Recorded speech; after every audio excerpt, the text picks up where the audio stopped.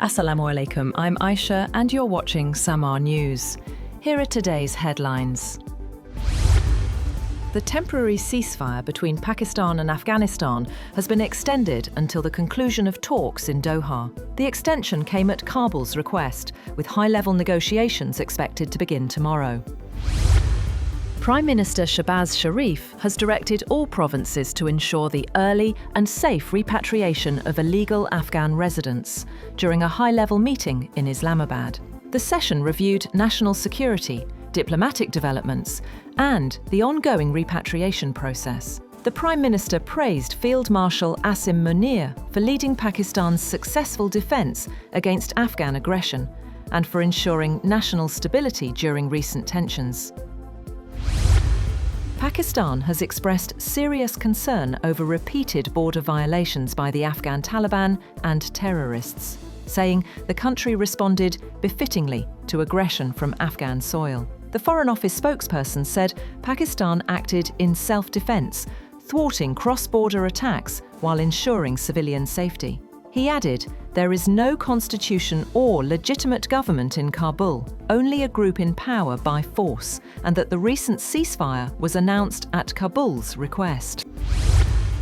President Donald Trump says his proposed 100% tariff on Chinese goods is not sustainable, but insists Beijing's export curbs forced his hand. Speaking to a news channel, Trump said the new tariffs and export controls aim to secure a fair deal ahead of his planned meeting with President Xi in South Korea.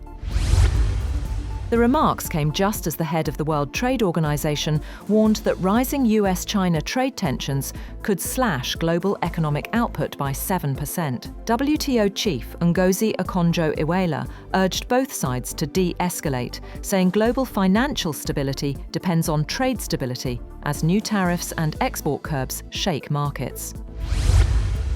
On the other hand, US Treasury Secretary Scott Bessent has directed the IMF and World Bank to adopt tougher stances on China's state-driven economic policies. In a statement to the IMF Steering Committee, Bessent urged ending World Bank support for China and redirecting funds to poorer nations.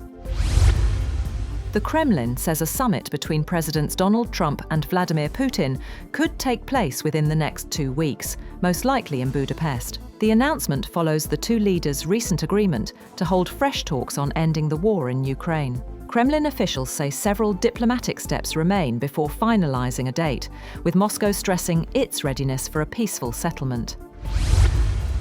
Meanwhile, Hungary has confirmed it will guarantee safe entry for Russian President Vladimir Putin to attend his planned summit with President Trump in Budapest. Foreign Minister Peter Szijjártó said the government would ensure Putin's visit and return take place without obstacles, despite the International Criminal Court issuing a warrant for his arrest. As this unfolds, a senior Kremlin envoy has proposed building a Putin-Trump tunnel under the Bering Strait to connect Russia and the United States. Head of Russia's Sovereign Wealth Fund, Kirill Dmitriev, says the $8 billion rail and cargo link would symbolize unity and revive cooperation between the two countries. The project is inspired by century-old plans to link Siberia and Alaska and was floated just hours after Putin and Trump agreed to meet in Budapest.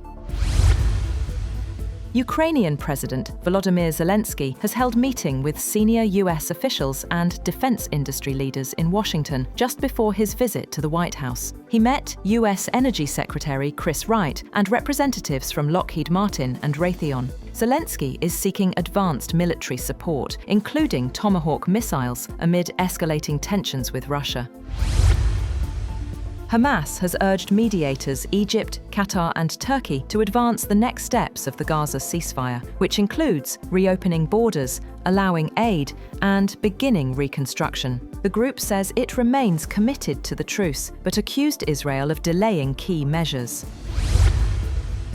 Meanwhile, the United Nations World Food Programme says it has delivered around 560 tons of food per day to Gaza since the ceasefire began, but the aid remains far below what's needed. It says access to northern Gaza and Gaza City is still blocked, with damaged roads and closed crossings slowing relief efforts, even as the agency races to expand food assistance across the enclave.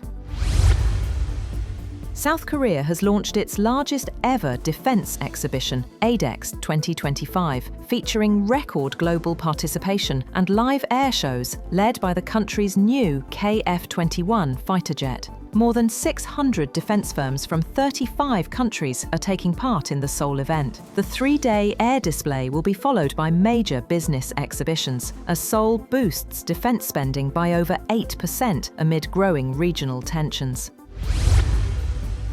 And China has successfully launched a new satellite group from the Taiyuan Center in Shaanxi province. The satellites will form part of the Space Sail constellation, a commercial, low-orbit network aimed at boosting communication and data services. The launch took place at 3:08 p.m. Beijing time aboard a modified Long March 6 rocket, marking the 601st mission in the Long March series. That's all for now. For more updates, visit www.samaa.tv. Thank you for watching Samaa News.